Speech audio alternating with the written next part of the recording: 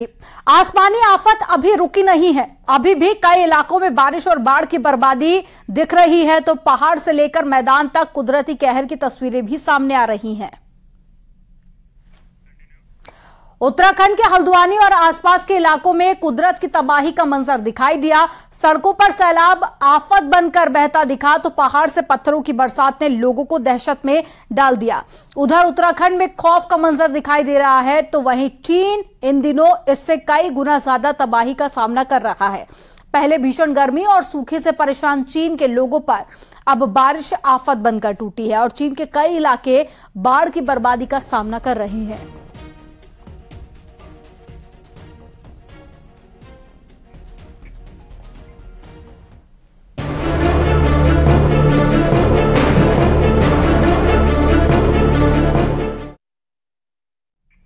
उत्तराखंड के लोगों ने एक बार फिर से तबाही का मंजर देखा। हल्द्वानी समेत आसपास के इलाकों में भारी बारिश के बाद में पहाड़ों से आफत बरसती दिखाई दी।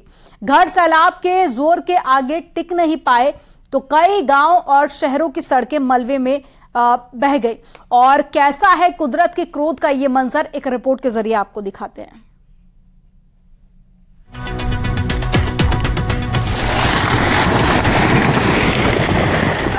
उत्तराखंड में पिछले कई दिनों से कुदरत की आफत का अलर्ट लोगों को डरा रहा था।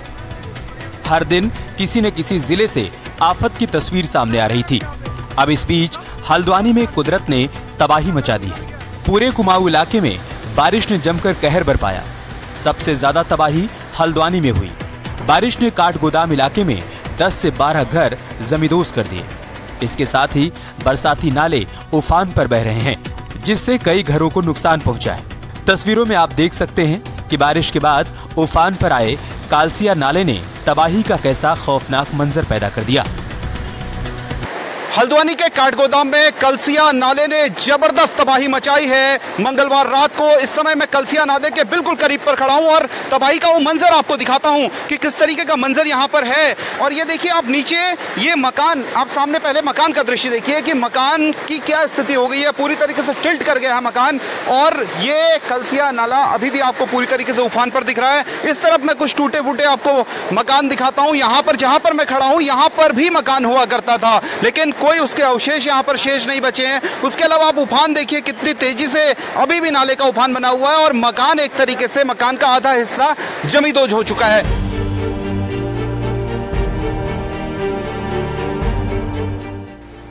बारिश ने काठगोदाम गौला बैराज को भारी नुकसान पहुंचाया।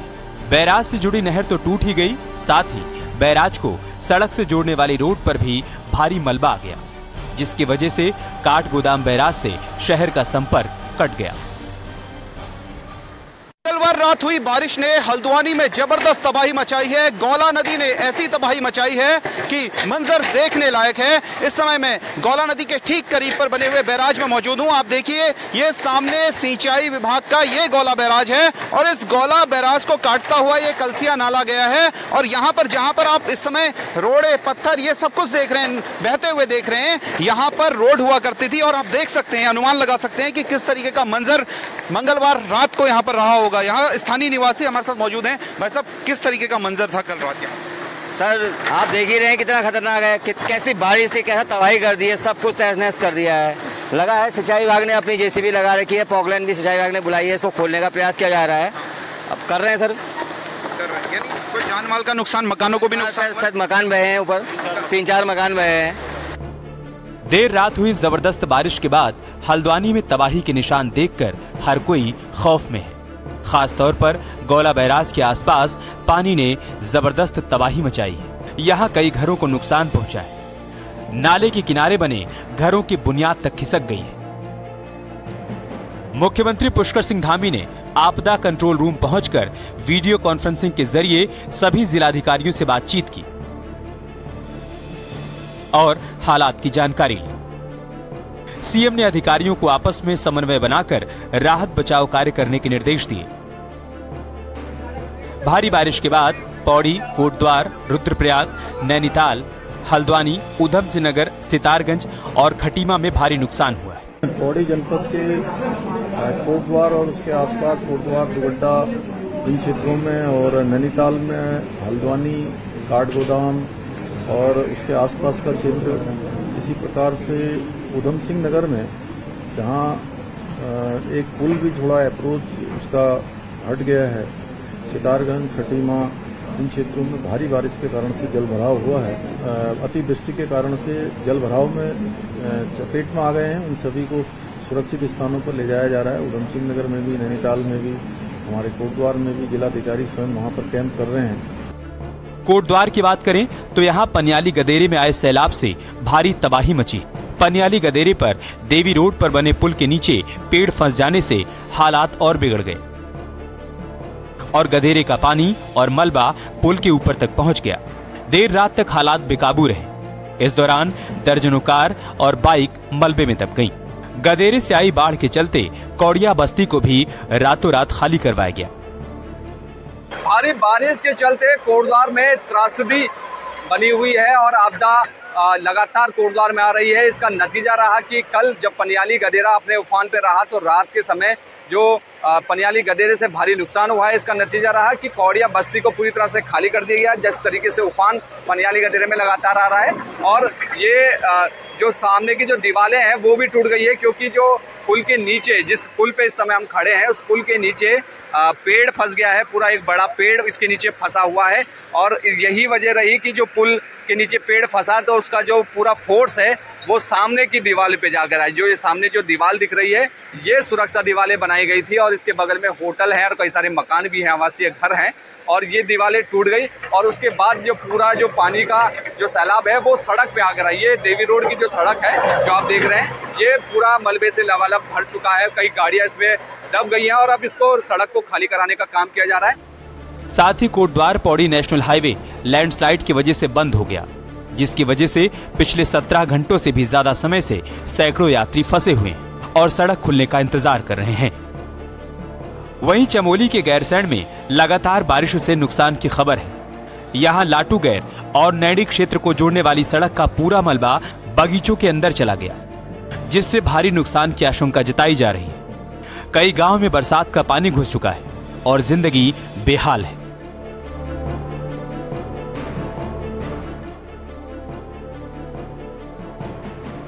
उधर नैनीताल के थापला गांव में बारिश का कहर देखने को मिला। गांव के पास तेज बारिश में नाला उफान पर है, जिससे सड़क का बड़ा हिस्सा टूट गया। खमारी गांव में एक शख्स पानी में बह गया। नाले के उफान के बाद गांव की आवाजाही ठप हो गई। वहीं जोशीमठ के सुनील गांव में 16 परिवार खतरे की जद में आ गए। गांव में जगह जगह दरारें पड़ चुकी हैं और बड़ा भूधसाव होने की आशंका बनी हुई है। कई दिनों से लगातार बारिश से खतरा और बढ़ गया है। दिन 6 तारीख से जो रात को जो भारी बारिश आई, इससे यहाँ पर सारा धसन हो गए, पेड़ भी चले गए हैं और अब हम खतरे के निशान पर हैं। जबकि नगर पालिका वालों ने भी यहाँ पर सर्वे कर दी है और उन्होंने कहा अब हम इस शासन को भेजेंगे हमको सुरक्षित स्थान पर कहीं पर फिलहाल व्यवस्था के लिए। यहाँ पर जो है रास्ता पूरा टूट गया है और जो है कल तक तो कम था, वो आज ज्यादा हो चुका है। वो आज कम से कम 1 मीटर और 10 गया नीचे हैं। इसका कुछ इंतजाम कीजिए सरकार। उधर हेलंग से लेकर जोशीमठ तक सड़क पर कीचड़ ही कीचड़ दिखाई पड़ रहा है। पहाड़ों से कभी भी बड़े पत्थर गिरने का डर बना हुआ है और लगातार लैंडस्लाइड का खतरा भी मंडरा रहा है। अभी आप देख रहे होंगे अत्यधिक बारिश के कारण और यहाँ पे जो भी सड़क मार्ग है काफी कीचड़ हुई है और काफी दिक्कतों का सामना करना पड़ रहा है। और वास्तव में जो अभी डबल लाइन जो हेलंग टू जोशीमठ और मारवाड़ी के लिए बन रही है वो भविष्य के लिए सुविधाजनक हो सकती है, मगर अभी काफी दिक्कतों का सामना करना पड़ रहा है।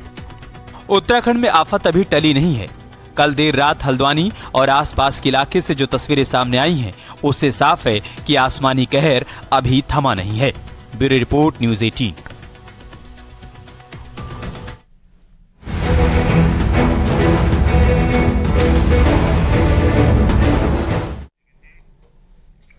डोकसुरी तूफान की वजह से चीन में हुई भीषण बारिश से हाहाकार मचा हुआ है और देश के उत्तरी क्षेत्रों में भी बाढ़ की तबाही त्रासदी के रूप में दिख रही है। भारी बारिश से 30 से ज्यादा लोगों की मौत हो चुकी है और लाखों लोग बेघर हो गए हैं।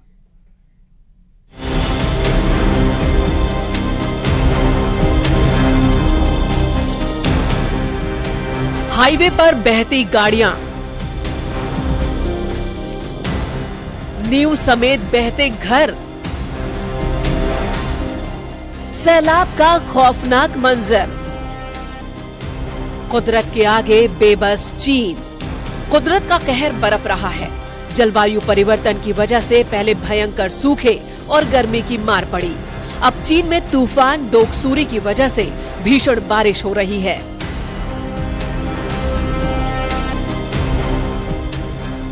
बीजिंग और उसके आसपास के इलाके बाढ़ के पानी से जलमग्न हो चुके हैं। बाढ़ की वजह से चीन के कई इलाकों की फसल पानी में बह गई।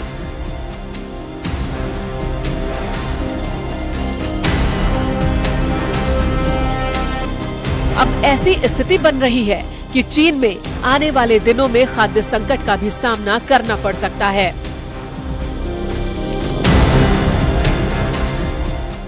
चीन का पूर्वी और उत्तरी हिस्सा इस समय भीषण बाढ़ की वजह से डूबा हुआ है। अभी तक 10 लाख लोग विस्थापित किए जा चुके हैं, जबकि 30 से ज्यादा लोगों की मौत की खबर है। वहीं बाढ़ में कई लोग लापता हो गए हैं। बाढ़ से सबसे ज्यादा प्रभावित प्रांत है हेबई। ये चीन के सबसे उपजाऊ इलाकों में गिना जाता है। चीन के 3 प्रांत हेलोंगजियांग, जिलिन और लियाओनिंग, ये सभी इलाके अभी बाढ़ में डूबे हुए हैं। यहाँ उगाई जाने वाली फसलें बर्बाद हो चुकी हैं।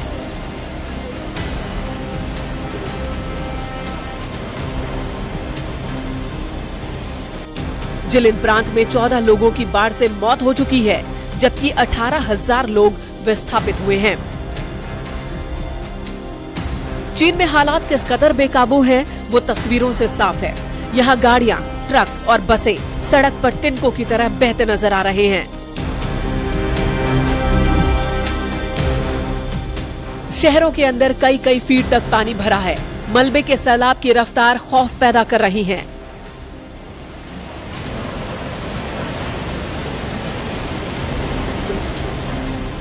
लोग अपने घरों में कैद हैं और कुदरत के इन तबाही की तस्वीरों को देखकर खौफ में जीने को मजबूर हैं। कहीं सैलाबी मलबे में पूरा घर बहता दिख रहा है, तो कहीं हाईवे किनारे लगे पोल आधे से ज्यादा पानी में डूबे दिख रहे हैं। साफ है कि पहले भीषण गर्मी और सूखे से जूझ रहे चीन को अब कुदरत के सैलाबी संकट का सामना करना पड़ रहा है। हालांकि राहत बचाव के काम शुरू हो चुके हैं, लेकिन हालात साफ तौर से अभी बेकाबू ही दिख रहे हैं। Bureau report, news 18।